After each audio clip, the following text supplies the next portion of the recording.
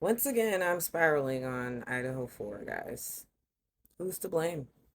Now, I don't know if you've seen this going around, but they are saying that Dylan made a 12-second phone call to Ethan, Dylan, and Bethany.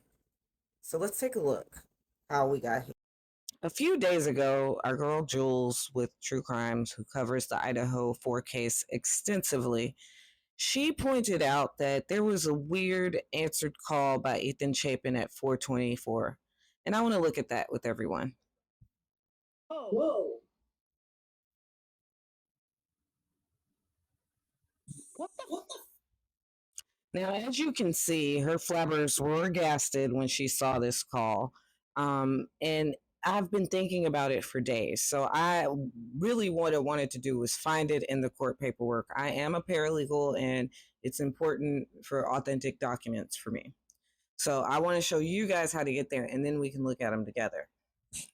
So as you probably already know, if you're this deep in, you should know this. This is where you can go get some of the court documents. There's documents everywhere. There's like the law enforcement documents, two sets, Idaho State Police and Moscow.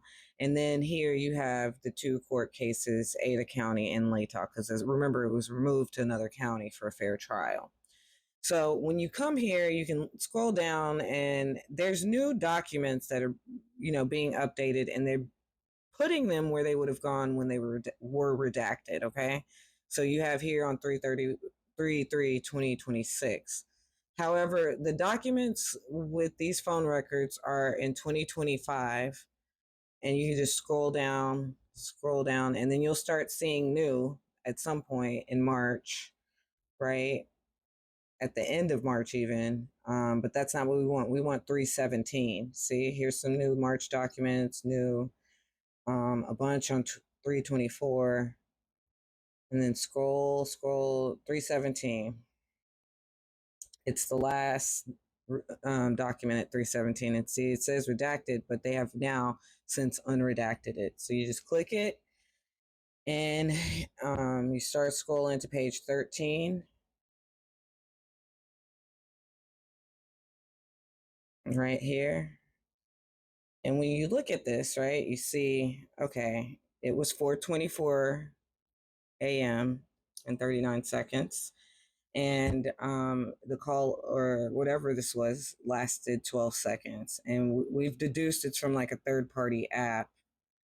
But this all goes in chronological order. See, this is up here, even though it says 4:24 56, that's when it was read, but it was sent at 4:24:27.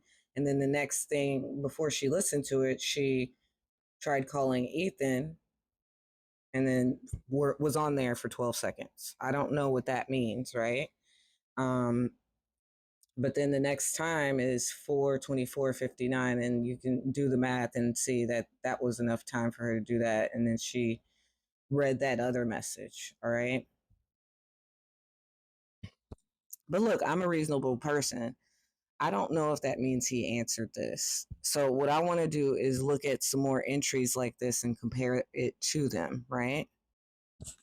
And if you scroll down to the next page, you can see that she did another call or something to Kaylee, lasted 6 seconds. So if we're assuming they are all unalive, um, that this must be an issue with the system, would be my guess, right?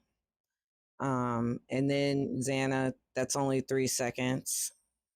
But something else stood out to me because it happened with Bethany too. Okay, so if we scroll down to Bethany's records, phone records, which are also in this document. All right, so you have to scroll down to page 48 to get to Bethany's phone records. And using these apps, you can see she tried the same thing with Maddie. There was zero. Maybe Maddie's phone was dead.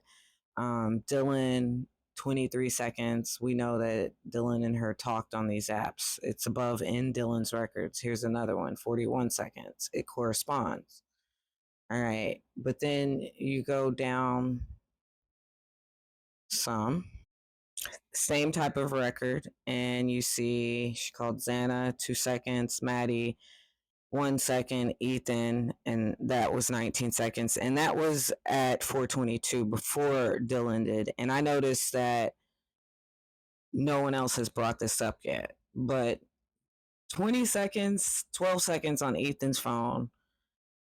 Was someone trying to answer it? That is so without any other implication of anything else. That's strange. Why is Ethan's record longer than anyone else's? I mean, at best, you got Maddie above with Dylan on a 6 second. What was that?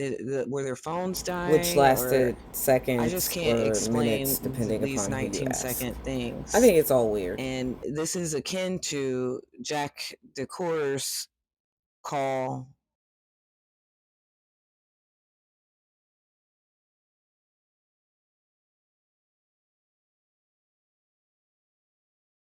One more thing I gotta add is that Ethan's phone wasn't even found by Ethan next to him. It was next to Xana. And so, knowing, going by the state's timeline, that she was the last one to be unalive, did she try to answer it? I don't know. It's sad either way. And I don't know that it really tells us anything more other than we just still don't know what happened. And some of the crazier theories I've heard is like people are like, oh, maybe she answered it with her eyelash because there's like a weird maybe eyelash print there.